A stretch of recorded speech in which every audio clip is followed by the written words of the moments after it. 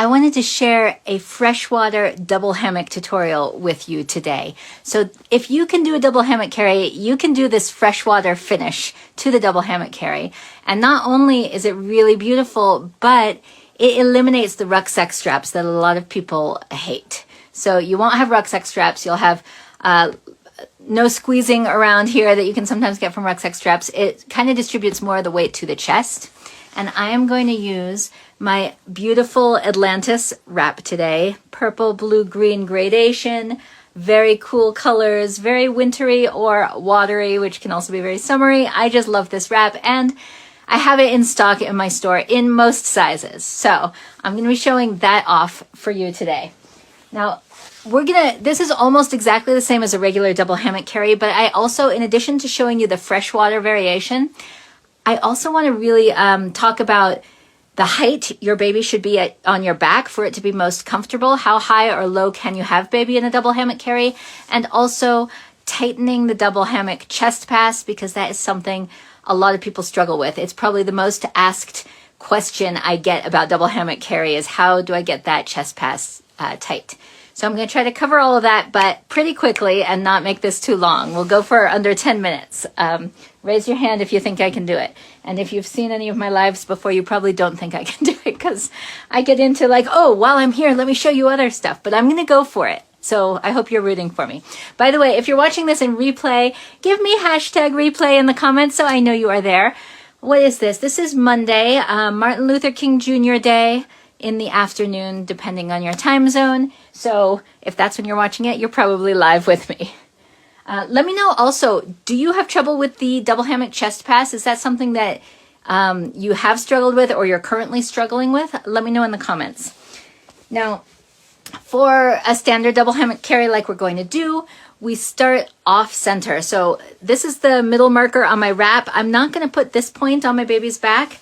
I'm actually going to put that behind my back, measure around to the middle of my front, and call that my new center point that I'm going to start my baby on. So not where the tag is, not the actual middle of the wrap, but off center. So I have a short end and a long end. This is where I'm going to start my baby.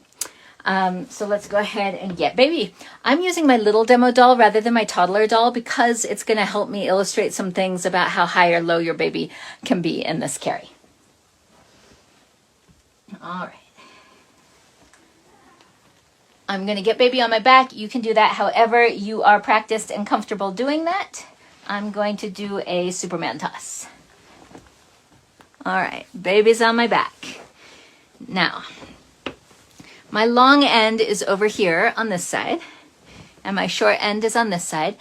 By the way, you may need a wrap that is one size longer than your base size to do the freshwater finish. So I'm going to go ahead and gather up the short side over my shoulder and gather baby's knee up high on the short side and pin that between my knees. And then on this side, I'm actually just going to go ahead and bring it under my arm, scooping to get my baby's leg up as I do that.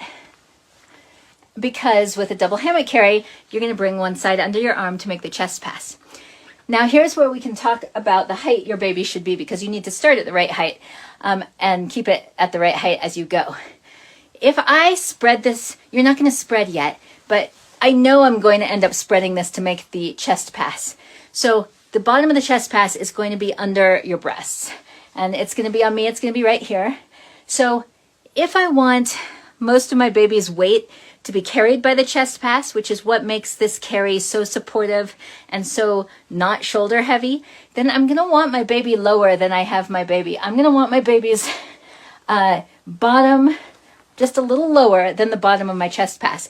And the bottom of my chest pass is going to be at a certain point on my body. I mean, you can do a double hammock carry where you keep the whole thing bunched above your chest, then you might have your baby higher. But if you're doing a carry with a spread horizontal chest pass, like a double hammock chest pass, it's going to take your baby's weight the most and make it the most comfortable if you have baby's bottom at least a little tiny bit lower than the bottom of the chest pass. Now with a little baby like this one, that is going to mean my baby probably cannot see over my shoulder. So a lot of times, one of the benefits to back carries is your baby wants a view, and my baby's not going to get this in this position. So if it's important to me or my baby that my baby has a view and my baby is this size, I have a couple of options. One, I can use a different carry that's a higher back carry, such as a rucksack carry, but there are others as well. That's one option. It may just not be the right carry for that purpose until your baby grows taller. So if you have a toddler, it's much easier to get their bottom at the right below the level of your chest pass, and they can still see over your shoulder, so it may not be an issue. But when they're little, you're going to have this what height should I have them at kind of a question. So one is I could use a different carry if I want them higher. Two is you actually can have them higher in a double hammock carry, but you're just not going to take as much weight, as much of your baby's weight on the chest pass. More of the weight will be on the shoulders. The chest pass is still going to help take some weight, more than a carry like rucksack that does not have that, but it's not going to take as much of their weight. But if we're talking about short babies, we don't usually think of babies as short, but babies are short, and that's when you'll really have this question of whether to give them a view or to take more of the weight. But that's also when they are their lightest. They're not as heavy as a toddler. So you might be comfortable and totally fine having them higher on your back so they can see over your shoulder. And when you spread your chest pass later in this carry, their bottom and knees might be a little higher than the bottom of the chest pass. And so you won't take as much weight here, but they're not so heavy that that maybe bothers you. So it's fine to have your baby higher. But if you're struggling with why am I still feeling it on my shoulders, why isn't it more supportive, then it's probably because you need to lower your baby so that the chest pass takes the weight. So those are your options there. You can have baby higher, but not as much weight will be on the chest pass. So if you want that chest pass to really do its job that makes this carry so comfortable, then you're going to have your baby a little lower. Let me know if that makes sense or if you have any questions about the options of having baby higher or lower and what the repercussions of that are going to be. Okay, I'm going to go on with the carry now. So all we've done so far is get baby on my back in a sling pass. Sling pass means it comes over my shoulder, across baby, and under my opposite arm. It does not go between baby's legs. It's coming over both of the legs.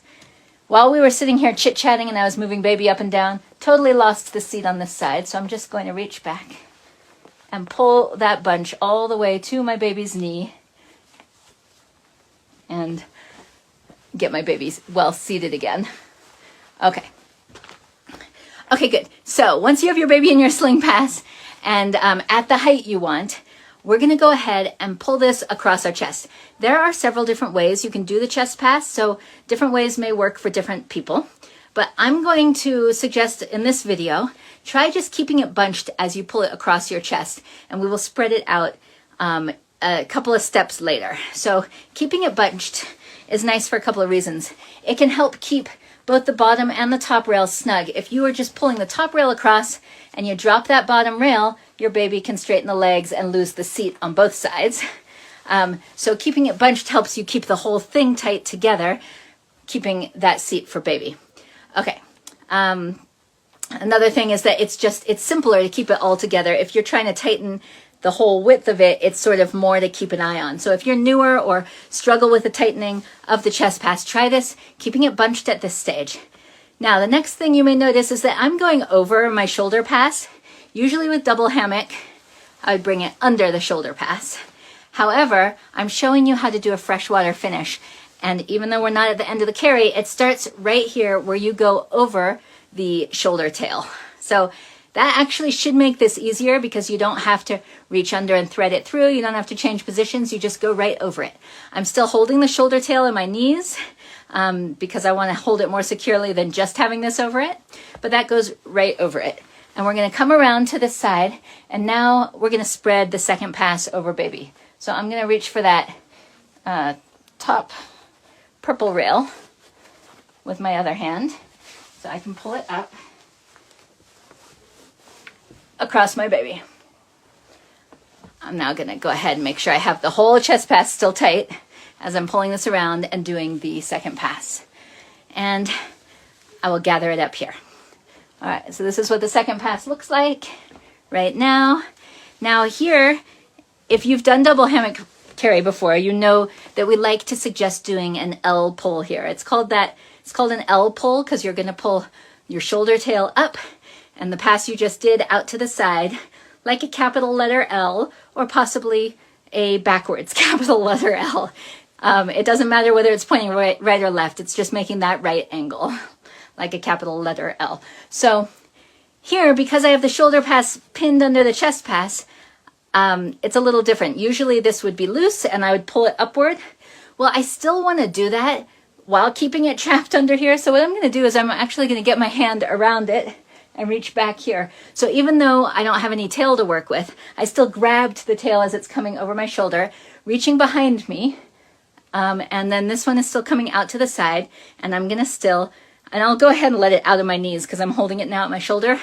I'm going to hop and pull up with this one, trying not to pull my hair, while pulling out to the side with this one. You can do that a number of times. Hop and pull, hop and pull. And what that is doing is tightening the chest pass. Okay, so now I got to pull the slack I got down. So I'm going to quickly pull it under there, and I can get it a little bit more carefully tightened by going strand by strand after I pulled that whole thing down.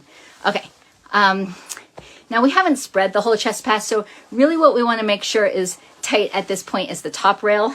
So I'm going to do that L pull with the top rail specifically. I don't want to drop my bottom rail. I want it to keep my seat over baby on both sides. So I'm going to hold this whole wrap in my hand, but I'm going to kind of grab the top rail so I can especially pull the top rail while holding the rest of it. And on this side, I'm just going to pull the top rail while the rest is held between my knees, reaching back to the top rail, which is purple in this case. I'm holding the purple especially in this hand, so I can hop and tug that top rail and then pull it down under here without letting go of it. Okay, and get all that slack down. So now your top rail should be tight. So you can do that a number of times if you need to until your top rail is tight. At this point, now you've got that second pass spread over baby, you've got the top rail tight, you've got a lot of things already set up correctly, and now you can bring the bottom down. So usually you'll leave some bunched at the top, so I'll leave my purples bunched at the top, and this is what my wrap looks like. It's about equally purple, blue, and green. So I'm going to leave my purple bunched at the top and kind of bring that green bunch down under my breasts, and then that blue will just spread over my chest. Okay, so as I'm pulling it down, I'm not letting any of the slack go that way back into the seat. I'm pulling it all around to the new pass I'm making, to baby's knee, across baby's other knee, and pulling that green bunch over this way. So when you spread it down across your chest, the bottom rail is going to need the slack pulled around in the direction you're doing the carry, around my torso to this end that I haven't brought over my shoulder yet. Okay, so in that way, you should still have a top rail. We haven't dropped it. We haven't let go of the tension in the top rail on either side since we did that top rail L pull. But now I manually used my hand to work the bottom rail slack around as I spread it down across me and into this hand. So you should have a nice tight chest pass. You can do, at this point, you can do a whole wrap L pull. Again, I'm grabbing this whole wrap in a place where I can pull it upward from behind my shoulder. This whole wrap over here, do that hop and pull. And if you have any slack left, do that a few times to get it out. All right. And then once that is real nice and good, now all we have to do, sticking that between my knees again. So this chest pass is helping hold it also. So it's kind of holding a little better with this freshwater finish where the shoulder pass is caught under the chest pass. So that is a nice bonus, but I still want to hold it between my knees to make sure. And this now I need to bring over my shoulder. So when I do that, I'm going to need to tighten especially the top rail as I go. So pulling that top rail tight and then strand by strand tightening and bringing up onto my shoulder. Did you see how I did that? Did that make sense? Okay. Once I have that all good, the freshwater finish comes into play now. And here's how it looks. We're going to cross this under this one, and then we just bring behind and cross over and under baby's legs and tie in front. That's the only difference, is instead of these two straps coming under our arms as rucksack straps, they cross here. And it ends up looking really pretty because one went under, one goes over. You can see the pretty gradation of the wrap. And then we still go over and under the legs, but we have these coming to the center here and not